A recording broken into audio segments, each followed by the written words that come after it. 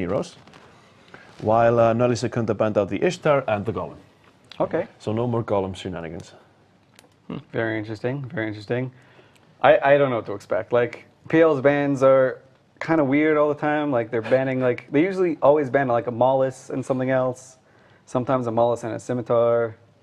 Scimitar on Neros is interesting. Yeah, like, you're kind of going into like a really, either a no Logi team, or like a Frig Logi team, or just like a kind of a slower, worse Logi team. Like, I don't know. Like, I don't know what to expect. Frig Logis have proven themselves to be valuable. Yeah. So maybe they're just forgetting about that. We've seen some Inquisitors. The Burst and Inquisitors are actually incredible. Like, people always forget about them, but they're so effective. They're like 2/3 as effective as like a Tech 1 Logistics for only like 20% of the points. So they're incredibly efficient on that. That said, though, they haven't been doing like super well. It's not like we've seen tons of teams move over to them. Yeah. Like, especially today, it seems like there's been less. A couple times, but I feel like they've lost. It was most sort of of the matches they've been Shadow in. Cartel's hallmark was bringing the like max DPS and 2 Logi drones. Right. Or 2 Logi Frigs. Yeah. There's not much. There's not much else to it, but the Golem is out at least. But this leaves the Gyla wide open. Yeah. Is it time? Is it that time again? I don't know. I think both these teams have like gone beyond the Gila. Like, that was sort of like a week 2, week 3 meta sort of a scrub meta is what you want to say. Yeah. I don't want to say scrub meta because it's incredibly powerful. But I think both these teams are saying like, okay, drones are sort of going out of like style. Maybe we're coming more to like a damp meta or more of a control meta, and the Gila's not as useful as it could as other things there. Plus, with the Scimitar band, like a Bassi with your Gilas is kind of dodgy. Yeah, it would have maybe more likely to be bursts. Yeah. But. And I mean, PL could be doing some crazy mind games here and saying, okay, we're just going to ban out the popular Logis. Come bring a Tinker again, just see what happens. So the match is actually ready. Yeah. So we're just free to go into the next match. I think Nully Secunda will bring this into a 1-1. I have a feeling PL's going to take this, but I'm going to bet on Nully because I'm not a good betting man. I'm going with PL, and I hope I'm right. Please be right. Nully's my favorite team, but PL's going to win, so I'll go with them. Maybe a broadsword will show up. And with that, we go a little blue again. That's pretty beautiful. Yeah.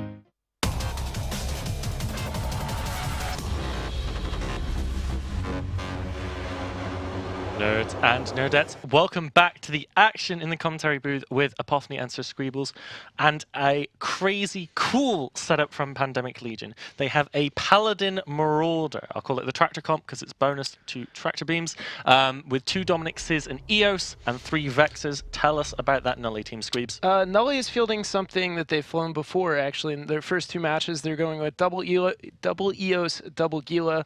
The Simi got banned out, so they do have a Bazzi, and then they've got a Kitsune, triple Heretic, triple Maulus, so a lot of damps. Interestingly, we were looking at these Dominixes before the match. They don't appear to have guns, so we have no idea what's in the high slots, but I have a feeling it's going to be colorful and very bright. Immediately Bouncers out for PL, so full Sentry Flights coming out. This is going to hurt a lot. Looks like a slight difference on the shotgun setup that we've seen before. The match begins, we see a TP going on the Basilisk, already taking a lot of damage. Dams spread beautifully across PL, but again, they can assist those Bouncers to the Paladin to mean that they will still shoot all the same target. It's absolutely fine. Looks like that Bazzi is taking a lot of damage. The Eos for PL is painted, but it is yet to receive any incoming damage. This Bazzi is getting absolutely crushed. Yeah. He's max boosting, and he's still going into armor. Here we go. Oh, a quarter armor. He in the next is going down, but with no Whoa, damage.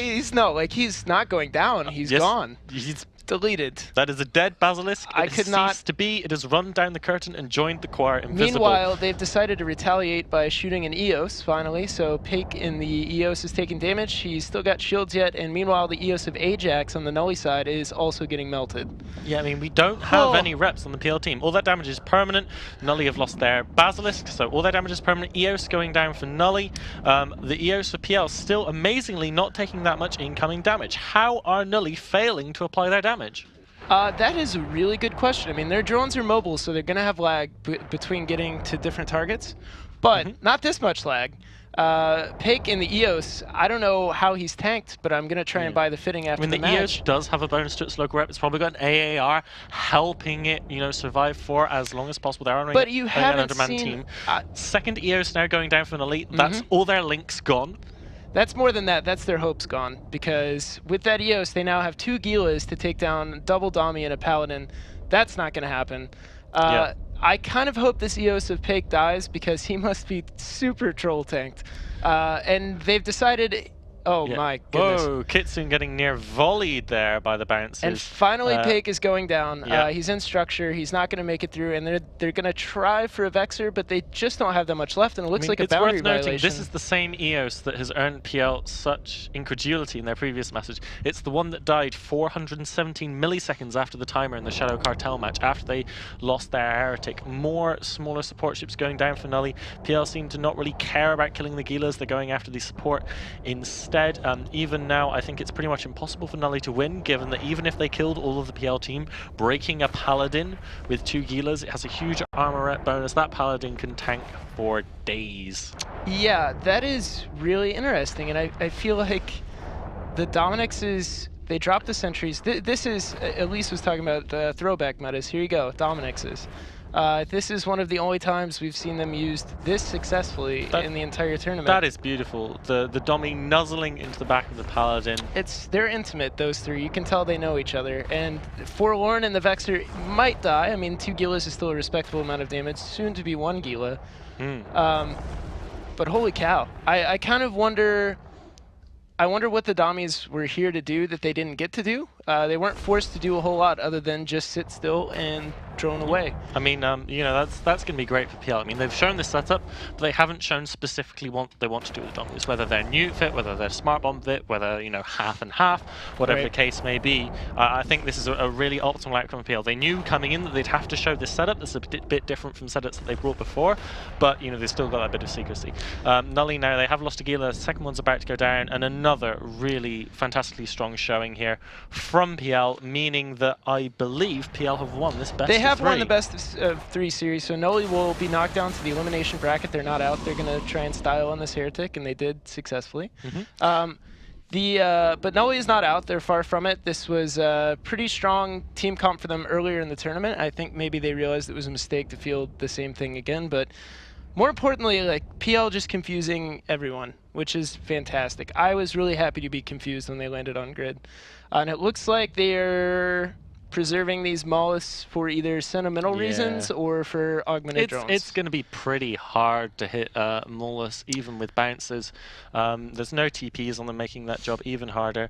But I mean, as you say, PL now going into the winners bracket finals. They got to be happy with that. They didn't do what they did last year, where they lost a little bit early in the tournament, had to play tons of matches, tired out their players. They've gone into this weekend. They've played the minimum possible of matches thus far, going straight to winners bracket finals. I'm sure that Seamus is just beaming ear to ear. And these mollusks have decided to burn in a straight line out of respect. They're getting volleyed, and with that, PL advances. Nully goes down to the elimination bracket, and I leave as confused as I hope to be when PL brings a new setup. That's it for this best of 3. We will send it back to the analysis desk.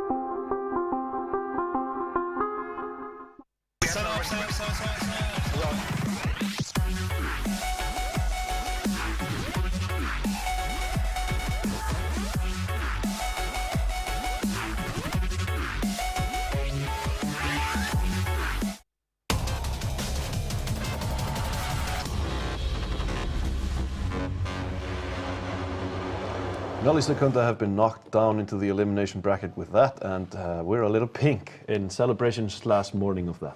Yeah, I'm pretty happy. Like, I'm speechless. That was just beautiful. Like, I'm happy. We're joined here by CCP Rise and Elise Randolph, and with us is CCP Grayscale. Welcome to the set. The cameras. All of them. Yeah. So yeah, this was a very strong showing. It was amazing. Like, I don't know. I'm going to be kind of speechless for a little bit, so hopefully that's okay. But that is something that's a setup that PL has never shown before. They clearly got into Nully's head a little bit and just manhandled them. Like, I don't know how Pake died. It took him like 3 minutes to die or something. That's just an EOS. Meanwhile, PL were able to take 2 EOS, a Bassi, some other stuff in the trade.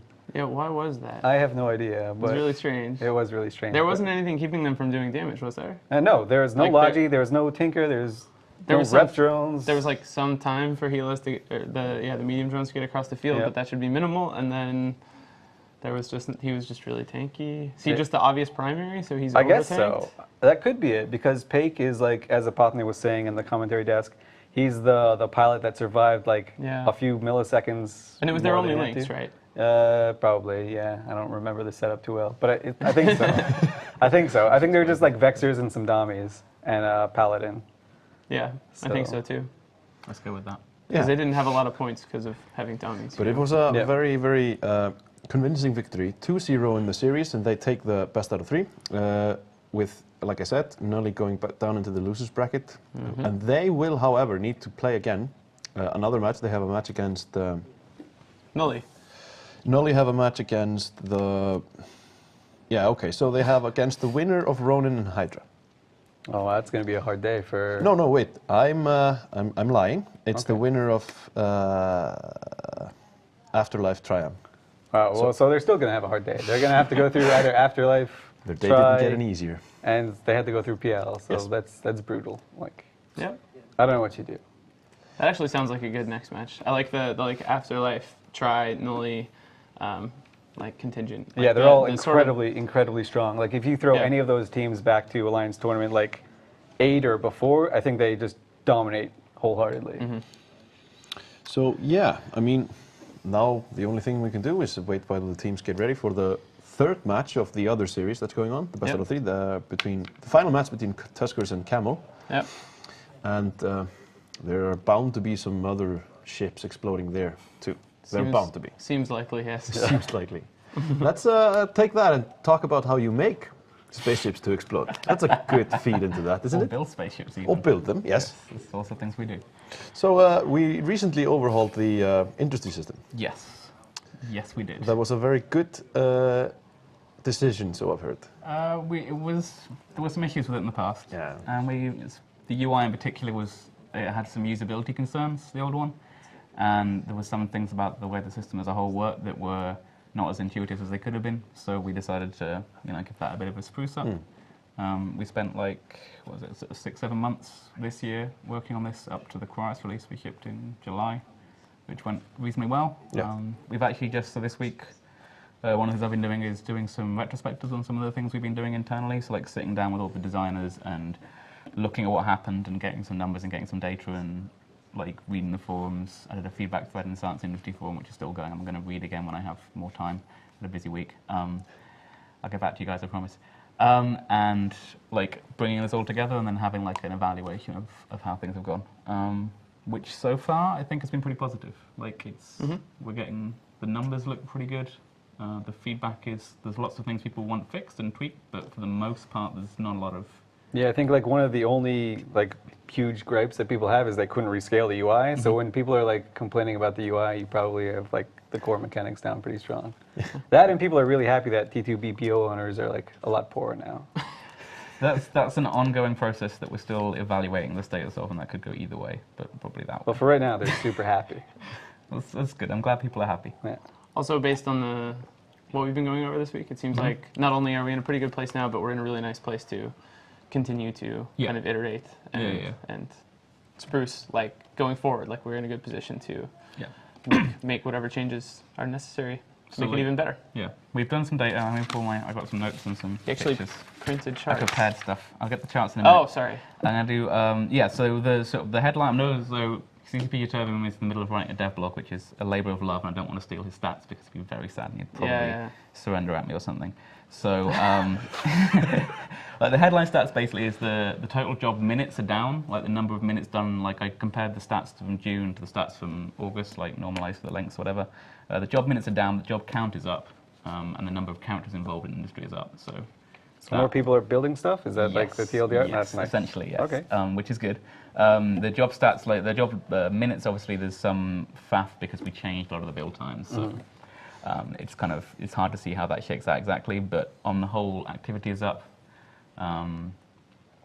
It's going well, teams are being used. There was another number I had in my head and it's just gone.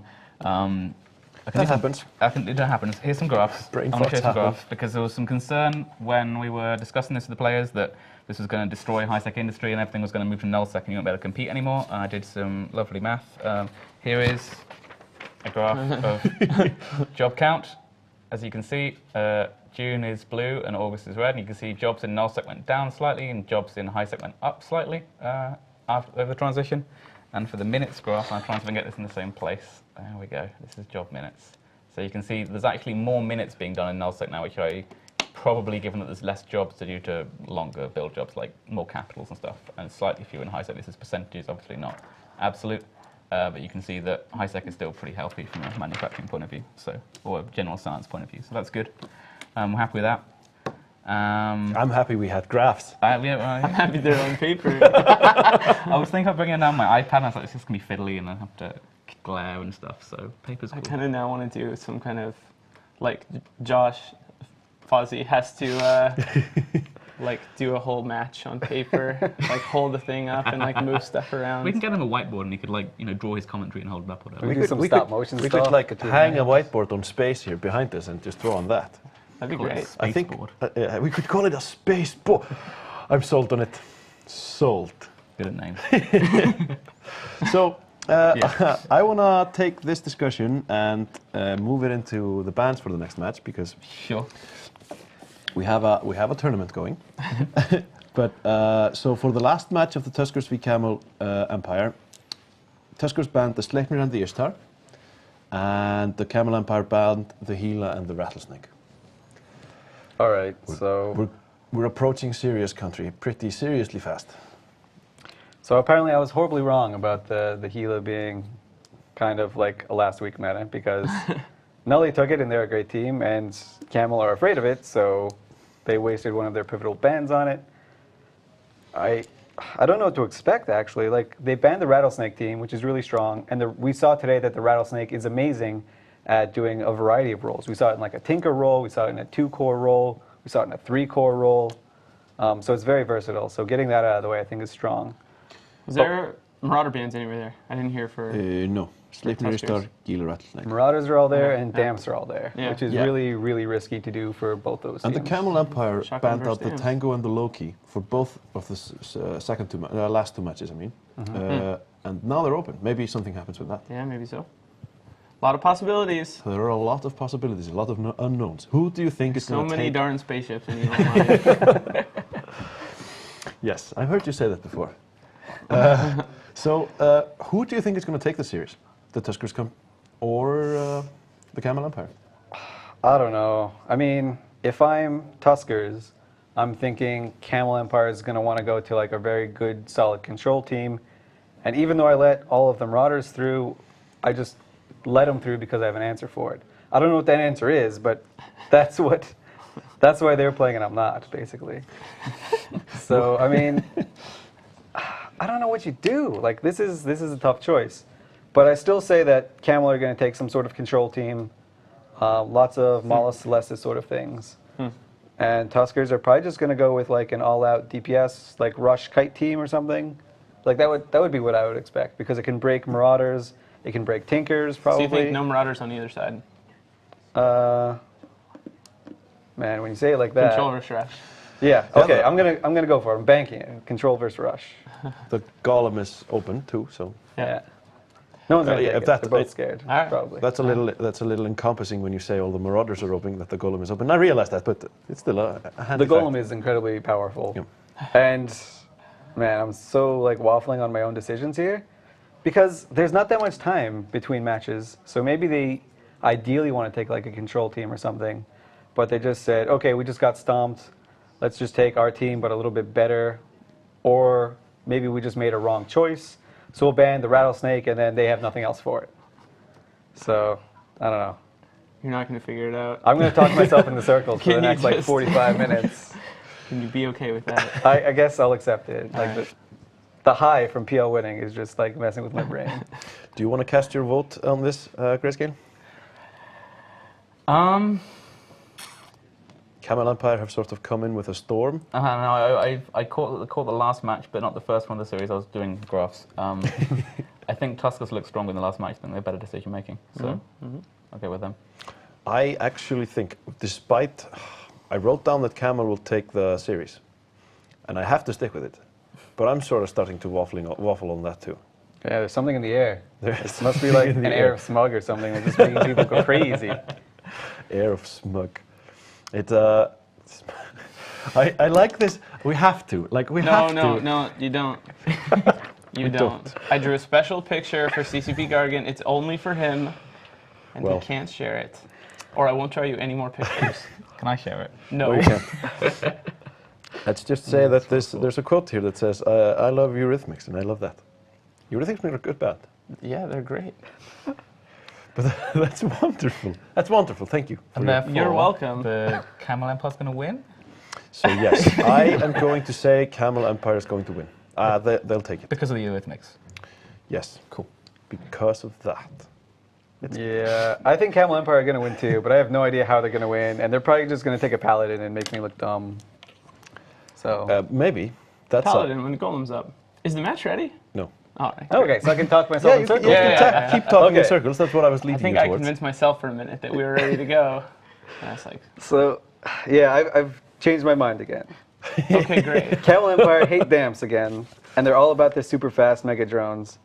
And Tuskers really should have banned out the Navy Vexer, because those go super fast. So they made a mistake. You're really into the Navy Vexer speed. Yeah, it's insane. Like, those drones, like, you can't outrun them. Even if you MJD, you still can't outrun them, because they'll catch you.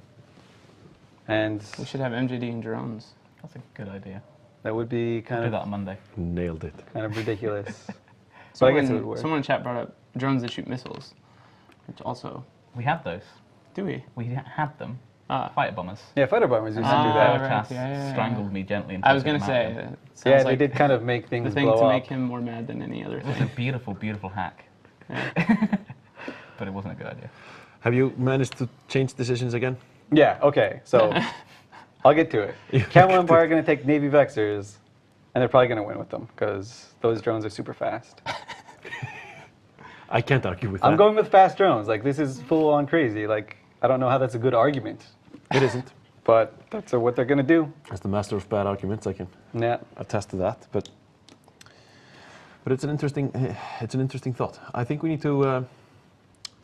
We're still waiting. Apparently, there's been a disconnection on grid. So there's a little. Okay, so I'll confuse myself over Yeah, what so there's a little- Tuskers are going to take. There's a little bit more of I a think- delay. If I could be in Tusker's position, I would take like a Tinker with smart bombs. I'd basically take what Nully took against Hydra last week. Last weekend, yeah. And that match was amazing. So if they could just emulate that, I think they win. And I think they win super hard. All right, awesome. But that's if they take it. So if you lose and you don't take it, you should hire me or something. So, if we just go into what we're looking at when these matches are over, we go back to the elimination bracket. And the teams that have been fighting for the entirety of the first half of the day will be back at it with the first match after the winners bracket matches being Ronin versus Hydra. So trying to talk about these brackets is it's hard. So Ronin versus Hydra is going to be a difficult match for both. Ronin have shown that they haven't forgotten anything when it comes to being good at tournaments, and Hydra showing that they're just really good at tournaments. Yeah, Hydra are super scary. Yeah. They like give me nightmares. I'm sure that Apophany can hold you if you wake up in a sweat. Yeah. No, it's Sir Queeples that you're bunking with. Yeah. That's true. I don't want him holding me. Ouch. The match after that will be Afterlife versus Triumvirate, which is another match that I'm kind of I don't know. Both of these teams were something that I didn't quite count on being here for the last weekend when we started, but Triumvirate in particular have shown that they really, really deserve to be here. Yeah, Triumvirate are like the team of destiny somehow. They lost their first match to Hydra, and they looked really awful in that loss. Like, they looked terrible, no offense, guys. But they looked amazing in every other match, and they were the first to use, they were the second to use the Flag Rattlesnake, and I think they've used it in 4 or 5 matches now, maybe 3 or 4 matches, and it is insanely powerful. Like, so smart to take like a Flag Rattlesnake, because that's something that you had to declare 3 or 4 weeks ago. So just to have the foresight to say, you know what, I think the Rattlesnake is going to be good this year, is pretty admirable. Yeah, there were a lot of teams that decided to declare the Rattlesnake as their flagships, and we actually have a list of a few of the ships that are left as declared flagships for the teams that are left, and it's mostly a split between Armageddon's, Rattlesnakes, and Balgorns. But yeah, the foresight that the Rattlesnake would be so good it shows a lot of dedication to the meta, at least. Especially because that's not necessarily part of history. Rattlesnakes changed so much since last tournament due to balance, and so kind of anticipating how that would affect how it would do in the tournament is even more of a feat, sort of, than it would have been if it had been really popular last tournament, for instance. Like the Balgorn has always been really good in tournaments, so there's at least some reference point, but with the Rattlesnake it's a little tougher. Yeah. And the final 2 matches of the day... It was good last year too, but it did change. The final 2 matches of the day will be the same teams fighting again. So they have to go, in a span of 40 minutes, they have 2 matches. So and against different opponents, like that's the thing. Like, it's not the same when you're doing a best of series, because you can sort of get in your opponent's head. You have to swap opponents and swap mind games. So either Ronin or Hydra go up against the loser, either Tuskers or Camel, because that series still hasn't been decided, or and the final match of the day will see Nully Secunda go against either Afterlife or Triumvirate. Nice. So it's a bloody day. Those are top quality matches. Like, any one of those are probably worthy of being a finals match, I'd say. I would agree. I would definitely agree. But the match is still not ready. We're having some disconnection issues. We should bother Grayscale some more. We should. Yay! You shoot. Wow. All right. So brain farting has commenced. You showed your. Just think about your giant tankard, and you'll be all right. A mug that's empty. Yeah. Is it empty? It is. I'm sorry to That's hear tragic. that. Anyway. Bringing my attention to that. Yeah. Anyway, you showed your the slides, the graphs, the beautiful, beautiful graphs. Yes. Was there anything that you wanted to